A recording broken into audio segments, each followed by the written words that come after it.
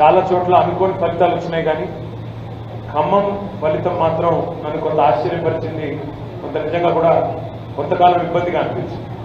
ఎందుకంటే ఇంత పని చేసిన తర్వాత ఒకనాడు 2014 ముందు ఖమ్మం ఎట్లా ఉండేది, తర్వాత ఖమ్మం ఎట్లా అయింది అని ఆలోచిస్తే నిజంగా కూడా అసాధారణమైన మార్పులు మనమే మన కళ్ళతోనే చూసినాం. అంత చూసిన తర్వాత సరే ఓడిపోతే ఓడిపోయాం కావచ్చు కానీ జరుగుతాయి, ఓటములు జరుగుతుంటాయి. సహజంగా అప్పుడప్పుడు ఎన్నికల్లో గెలుపు ఓటములు తప్పవు. కానీ ఆ మార్జిన్ ఏదైతే ఉందో నిజంగా కూడా చాలా ఆశ్చర్యపరిచింది.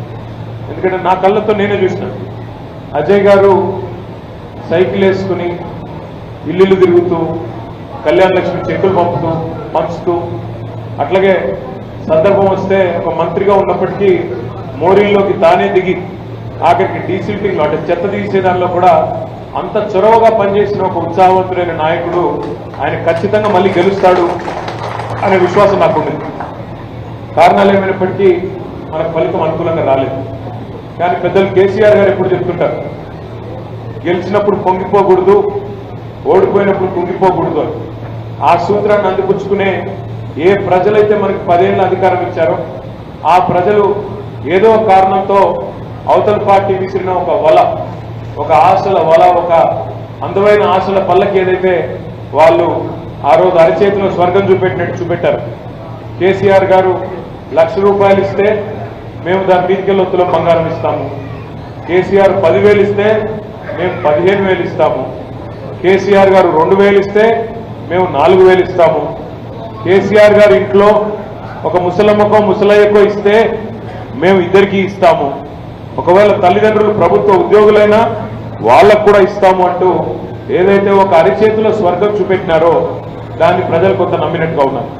దాంతోపాటు మీ జిల్లాలో కొన్ని రాజకీయ సమీకరణల వల్ల కూడా మనకి చివరిలో కొంత నష్టం జరిగిన మాట వాస్తవం.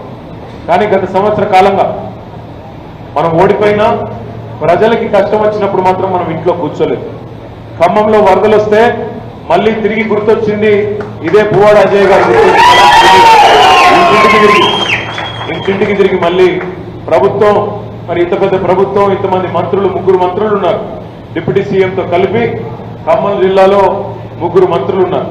కానీ కనీసం ఆ రాణి గారు అనే ఒక అమ్మాయి వాళ్ళ కుటుంబంతో సహా మొత్తం ఆ డాబా మీద చిక్కుకొని పోతే కనీసం ఒక హెలికాప్టర్ పంపించడానికి కూడా ప్రభుత్వానికి మనసు రాలేదు. మంత్రులు ఇవాళ ఎమ్మెల్యేల బర్త్డేలకి పనికి మాలిన కార్యక్రమాలకి మాత్రం హైదరాబాద్ నుంచి కూతవేడు దూరానికి కూడా హెలికాప్టర్ వేసుకొని పోతున్నారు.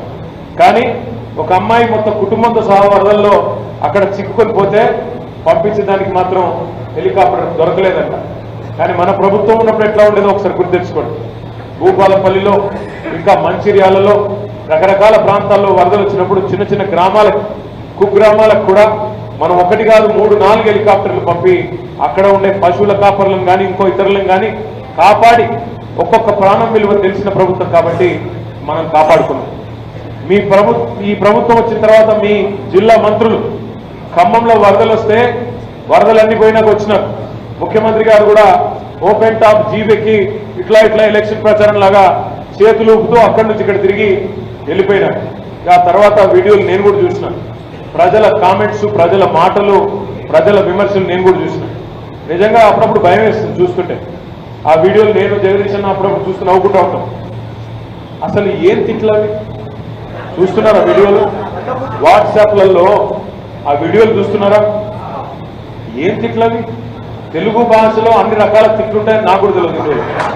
అరే ఇంకోడైతే పౌరుషం ఉన్నోడైతే ఈ పాటికి ఎక్కడో దగ్గర బకెట్లో నీళ్లు తోడుకొని అందులో దూకి చచ్చిపోతున్నాడు.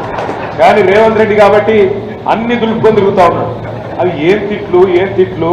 ఇక్కడ మూసీ నుంచి మొదలు పెడితే, హైడ్రా బాధితుల నుంచి మొదలు పెడితే, ఖమ్మం వరద బాధితుల నుంచి మొదలు పెడితే, రైతుల నుంచి మొదలు పెడితే, ముసలాళ్ళ నుంచి మొదలు పెడితే, ఆఖరికి నిన్న చూసిన పిల్లలు మా స్కూటీ ఏమైంది అంటూ నిన్న కాలేజీ పిల్లలు కూడా ఆడపిల్లలు మొదలుపెట్టారు ఉద్యమం, పోస్ట్ కార్డు ఉద్యమం.